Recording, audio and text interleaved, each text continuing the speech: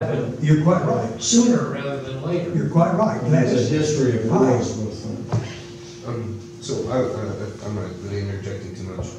I've been thinking, like, what if we don't achieve some kind of ecological equality and sustainability? And so the only alternative we have is these the only real politic solution is lifeboats. And the 1% has the power for these lifeboats. Like, if we don't develop eco-socialism, which may be the scenario, we may be losing a future that's just 1% lifeboats and their lackeys and their operators and people who work for them and they're neo-fiefdoms, they're neo-feudal empires of these lifeboats, and everyone else dies or suffers and lives in incredible toxic environments. Mm-hmm. We have a mass die-off of people outside the lifeboat zones. Right now it might be nations that are building walls, but then it's going to be cities and then suburbs and then wherever these little fiefdoms of the 1% can maintain some level of standard of living. Well, I think you've read this book because that's exactly what he argues. In fact, he has the most original comment on mitigation and adaptation that I've seen before. That mitigation is a political and adaptation of political terms. Mitigation applies to everybody, so poor people would like to have more mitigation. Adaptation depends on how much money you have. It's going to be a class matter. It's already a class matter. Let's see now. In The Nation magazine recently, I read an article about a town in northeastern United States that was flooded. They had a wall, but they didn't have enough money for it to go down to the poor section of town. This is a perfect example of the politicization of adaptation and how it's going to be. Well, look at Katrina. That's the most obvious example. Is that called the Ninth Ward down there? They didn't have a wall around them, and they were low down where the water. They were what do you call that? The levee broke, but the rich people then were in a higher section, where the land is always more, I suppose, in a city. New Orleans East also. I'm from New Orleans. Okay. New Orleans resident down here. Yeah. Pardon? I'm from New Orleans. It's my hometown, and it's where all my family was during Katrina. And I know the story really well. I went down and did mission work and ran generators and took in refugees, and yeah, that just was second part of my life. Vietnam was the first part, and 911 and Katrina, and then the BP. So it's been really an eye-opener. Everybody kind of knows whether they have their heads in the sand or not. People are feeling the tremors of the social injustice, and we're social engineering, and it's how bad or how discomfortable people have to get. But I just look at Martin Luther King, and I also look at the draft. There no longer is the draft. Those two factors give me reason that once the climate is right, the time is right, that there will be an overthrow. And I really feel like this is like the monster of the world, that we have the tentacles. They control a lot of what goes on with other people in the world. They have their problems, but we stir up crap for everybody. We align with them. It's just like this major chessboard where they're playing, they're shaking hands on each other, and they're all interconnected. So but we're also interconnected now as a global civilization. We're no longer divided economically or socially. We have become more or less one. If you travel abroad and you want to bring home something from France, and what they have in the tourist shop is exactly what they have in New Orleans. But Mr. Angus would make this qualification resoundingly, and that we're not one. There's the rich and the poor. We're divided. Of course, yeah. That's the unity. The unity is the disunity. Yeah, exactly. Exactly. It's very much there. Mr. Angus on page 187 has that wrote a sentence about what you just said. Here it is. He concludes on the subject of capitalist accumulation, which is a core engine. Accumulate and accumulate and invest and accumulate. Surplus population is a key Marxist observation about capitalism. A surplus population to keep the salaries low. The increasing global divide of the rich and the poor. So here comes his question. If fossil capitalism remains dominant, will the Anthropocene be a new dark age of barbarous rule by a few and barbaric suffering for most? It's on page 187. And that's the worry that's just occurring to a few people around. Well, on a conscious level, because I think you're right, Marianne, that even the climate deniers, on some level, they are saying, okay, we can't admit this is going on, that's just too hard, that we can't look at that. But at the same time, they're trying to do things to protect themselves. And I think about all those Trump supporters being wildly just enthralled with this promise to fix everything for everybody, and being able to just be saved by somebody. And I think that there's a whole lot of that fear behind them also. I bet so. I just read, you all know Chris Hedges, he's a great commentator. He is. Chris Hedges has said, he's made reference to crisis cults, that when a civilization or society is nosing downhill, then they select a savior. And he calls it a crisis cult, and it so well fits what's happening in the United States right now, with Trump saying he can do it all. That's wonderful. Yeah, that does explain him in a way, doesn't it? Yeah. Well, here's Other comments? the thing about it that I really think we are, is kind of one of the potentials I see from the transition movement is that that if there were ways that little people like us could figure out how to unite ourselves and make links with people who do not see eye to eye with us, that one of the things that could come out of that is that we are not prepared to just be sucked into this thing where where capitalism screws up over and over and over again, but we rescue it again and again and again.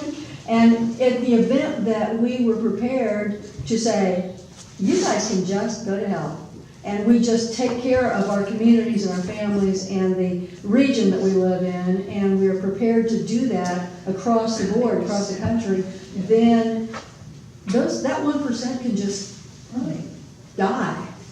Heinberg's resilience, Post-Carbon Institute, Heinberg has a localization movement. He also reports on transition at Rob Hopkins, but he's always bringing us back to local. And who Which is is what that? you're saying. Who is that? That's doing that? Post-Carbon Institute, Richard Heinberg, he's a great writer on energy, but he has several different websites. And resilience is one that treats a little bit of everything. It treats agriculture like permaculture, it treats social movements, it treats energy, it treats the science of climate change. It's very good. I don't see that people are going to have a choice of one getting aboard or waking up or coming out of their addictions and comfort zones, because it's going to be done to them, and they're going to be forced to be rescued or be a part of the solution rather than a part of the problem. Well, that sounds optimistic. I hope that is true. Well, I have another optimistic angle, and that is that, in another ingredient or make a possible solution that's hard to quantify is this very quiet millennial revolution that seems to be materializing. Several times it's bumped up, but during the campaign around Bernie, which we all know, almost 90% of the millennials were backing Bernie Sanders. Yeah. And they get it. They more than we might realize. And they, although they're loosely organized, and it's hard to know how to focus their energy. And then you see it again at Standing Rock, and they're there for all the right reasons. They're not just there for the natives, they're there for climate change. They're there for clean water, and they're there by the tens of thousands. And We're not. I mean, we've got to realize that there is something brewing here that's quite promising. And it gives me some hope that the cavalry is coming. I don't know. Same here.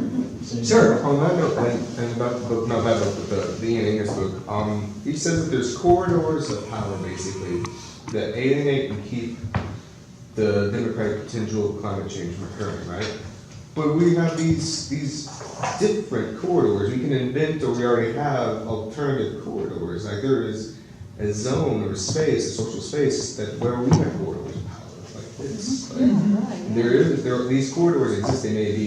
They may not be dominant, and they may not be the principal power or hegemony or whatever term you want to call that, but they do exist, and they can have efficacy, and they can change the world. And when you're saying the millennials are kind of like inventing this corridor space, this social space where that's emerging, and so is standing left, and the protests that have happened because we don't want to see this misogynist be president. And then with March, and this is happening. It is occurring. These corridors are emerging of a different kind of power. It's not like they have all the corridors and we have none. There is a fracture there. And on top of it, it's all over the world. And most people, as Chris Hedges would say, he wants revolution. Or Derek Jensen, that Jeannie and I have read of his book, Myth of Human Supremacy. They want the end of civilization. That's an extreme side, but nonetheless, these grassroots groups are all over the world. I have connections in Spain, for example, where I've lived, and I see Heinberg has his influence in Spain, and I see all these groups that are forming, that have formed in Spain. So that just means all over the world too, and in South America. Those are where I'm familiar. We all take comfort in the idea that small groups that we are associated with will be efficacious. That truth is irresistible, and finally will be victorious. And we could hardly keep going if we didn't have that belief. Small groups, but then also networks of small groups. And networks, of course, networks of small groups. We see those groups constantly submerged and bruised and destroyed by these large networks, but we still have the faith that we can continue on grassroots and have some impact and make some difference. It's not just faith, there's real evidence. Because of the difference of the millennials, the younger people, this shows up again and again in polls. So younger people, the younger cohort is more liberal. They're less religious, which I find very encouraging. They're thinking more for themselves, and you just see that again and again in the polls.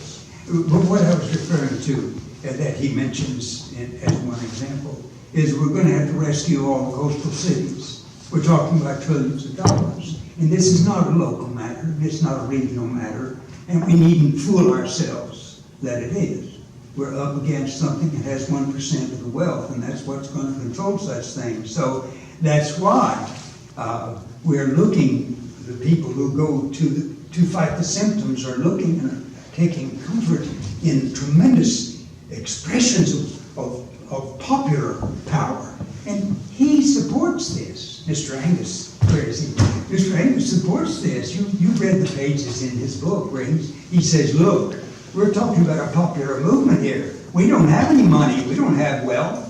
So we're going to have numbers. And everyone has to be recognized for what they're doing. The persons we don't like are people who aren't doing a darn thing. But everyone, if they're out, then maybe we have a chance to resist the power that is in the hands of a few now today. But mentioning Mr. Sanders, don't you all feel that we wouldn't be having this discussion with this book here today if it weren't for Mr. Sanders? I grew up in all my life with the repression and suppression of the socialist parties.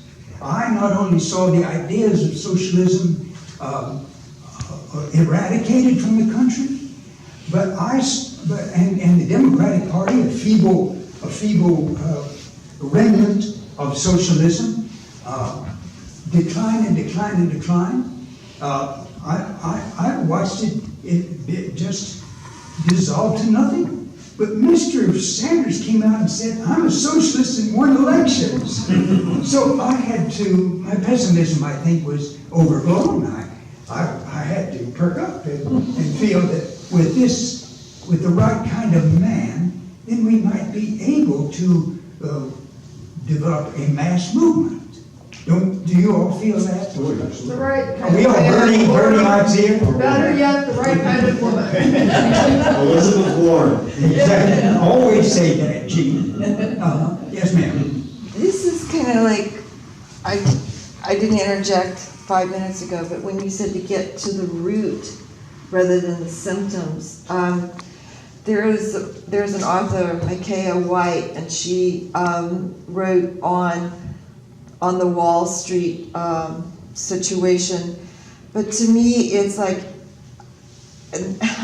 scared out my mouth, but it's like I'm fine for protest, but I see it serves its purpose as far as public response, public attention, social media. It brings people together, but I don't know that it changes anything as far as putting a dent into the root cause. And this book, I haven't read it yet, I was told about it today, but to me, if you keep, like protest, Kent State, there have been protests on all kinds of unions and stuff throughout the United States for a long time.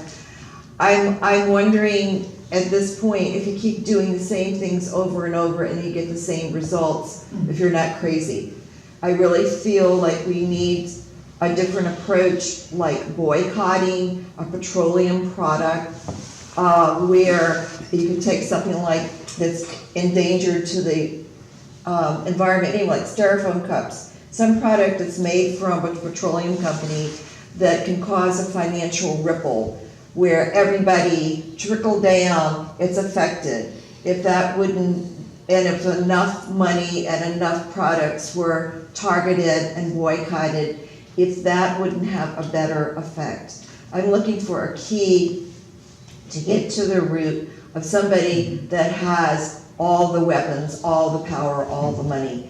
And just like passive aggressive during World War II and the Nazis in Holland, they invented the term passive aggressive. They had to work as slaves for the Germans, but they managed to do it slowly, do a sloppy job, screw it up. They didn't kill them, because I guess there was too many to kill, or at that point they didn't go far enough to where they refused to work for the Germans during the occupation. But it was a term called passive aggressive. And I'm wondering if we did, I think we have tremendous power in consuming products and affecting the economic stability. And I know we can't just go on gas strikes because there are people that have to. Most of us are too poor, or we're so fragmented we can't even carpool at this point. We don't even talk to one another, you know. Go ahead. Mr. Angus is totally on your side. Yes, he makes that very clear. And in fact, he mentions the BDS movements. They're all over the world. The best Banks, is one. boycott the banks also. And boycott is, and of course, this book here is 1/3 in its quantity about blockades. Okay, I didn't read any of those books. This is my personal Well, I mean, feeling. you're not alone, is what I'm saying. Yeah. You were asking the question, isn't this possible? The fact is, they're all in operation. They just need more Really? numbers. I would like to suggest that we boycott the products of capitalism, period. That we know that here in the US, we're using up, several planet Earth's worth of stuff. Why do we keep buying it? Why do we keep living the lifestyles that we're living? If there was a mass movement to stop living these affluent lifestyles that a lot of Americans are living, and we stopped taking our money out of their economy, what would that do? That would cause a massive recession and depression. It would weaken the state, it would radicalize people, and we would be in a whole different position than we are right now. I think Angus would say, yes, do that. Shelley? I would just like to say, I mean, I'm all for the boycott, for a moral call, but I think we'd actually be more effective if we actually enacted a carbon fee and dividend, which would be an economic incentive to stop consuming so many fossil fuels. And not only that, but with the dividend, would also protect the poor, who would be having to pay higher prices for fossil fuel products. Well, Mr. Angus bends over backwards to avoid the disagreement the two of you are having right I'm now. not having a disagreement. Well, I'm totally for a no, boycott. this is just I'm a way saying- to implement. I'm just saying that's Some a others are moral, talking about. a moral, I'm all for a moral call. I mean, I think when we had the grape boycott, that was wonderful. How many people didn't buy grapes if they were on sale? But if you have higher priced grapes, then you get a more Yeah. effective boycott. This is exactly what everybody else is talking about, but it's organized in a way that's going to change things instead of just talking. And it's actually happening, and CCL is a very effective group across the country. They know how to talk to Republicans and Democrats both, and they can absolutely change the world as far as global warming is concerned, if we just support them sufficiently. They've really got the right approach. 1,000 corporations are already calling for a carbon fee and dividend. There are Republicans in Congress who are calling for a carbon tax. This ball is rolling. Shell Oil is saying, we know there's going to be a carbon tax. We have written it into our integrated resource planning. So has Entergy, so has Walmart, so has Exxon. I mean, the ball is rolling, we just have to force it through. Radicals haven't seen this well enough because CCL does not sound radical, and that's on purpose, because they want to be able to talk to the Bosemans of the world also. And Who the has just Republicans and the admitted? Conservatives. Everybody can get behind this, and it really is radical. It'll change things the way you want. Bozeman knows that the climate change is happening. He has admitted that it's human caused. He has admitted that we have to do something about it. But he is totally bought by the fossil fuel industry. But he knows. Everybody in Congress knows, just like Gladys was saying. I mean, they are using the climate change denial for their own political purposes, but they know that it's really happening. Shelley, can you tell Maria what CCL is? What does it stand for? Citizens Climate Lobby. Citizens Climate Lobby. Yeah. They have a great website. And there's So- a strong bunch here in Fayetteville. So I would like to point out that as this book talks about so eloquently, that there are many problems with the environment that do not have to do with climate, and the carbon tax would have absolutely nothing to do with, and that, having a carbon tax is a good idea, but it is not a revolutionary solution to all of these problems, including the sixth extinction and the way that we are taking over habitats all over the world, or the inequality between the rich nations and the poor nations. CCL is good in a way. I don't mean CCL, I'm sorry, I didn't mean to say CCL, I mean a carbon fee and dividend is what I'm really trying to talk about. I got confused with the words I was saying. So we need to have approaches that are going to address the full extent of the way the society is operating, and a carbon fee and dividend is not going to take down capitalism. It's not going to take down growth. The reason these corporations are behind a carbon fee and dividend is because they think that they can continue on their merry way. They can work well enough under a carbon fee and dividend. They can continue making a profit. They can continue taking resources out of the environment and ruining the environment. And, if we're gonna have a revolution, which is what we need, it's gonna be a lot broader than a carbon fee and dividend. And I really hope that we don't get off on spending a lot of time talking about a carbon fee and dividend today. We've spent a lot of time talking about it in this group before. We tend to just go back to it time and time again because there are some people in the group that are very enthusiastic about it. We have a great book by an eco-socialist here today, and I really hope that That's mostly what we talk Yeah, about. Shelley and Art, we've heard your point of view, and all of us already agree with it. And the last time I presented a book here, you all did the same thing now. So we've heard you very well. This lady down here has something to say.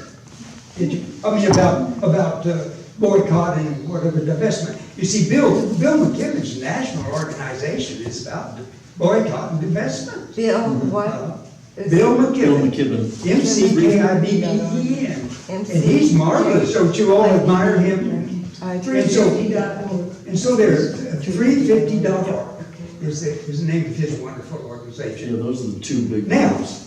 the time is getting short, and I would like to add something myself to this book by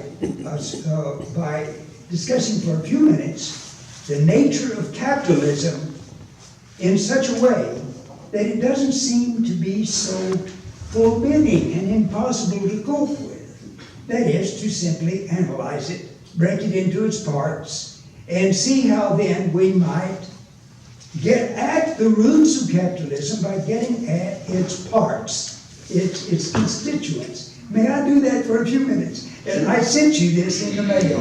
For those of you who are on my mailing list, I've sent it to you. But for people who are here that might not be on my mailing list, let me send, I made a copy with scratch paper, and it works okay. Here. Pass it down at the end, the rest of you have it. Would you pass that down? I think that's it. And I have a few more copies though, so people can look at it if they'd like to. I just sent it to you a few days ago. But I just took some hours sitting back saying, well, what, as I look around the country, what does capitalism do to our country? According to, and related to Mr. Angus. And he doesn't, Art's complaining about he doesn't give enough evidence, but he doesn't give enough analysis to suit me either, so I've done this. I think there's another, and that's about it. I'm sorry. I believe this looks like one that might work. But I can read this. What is capitalism?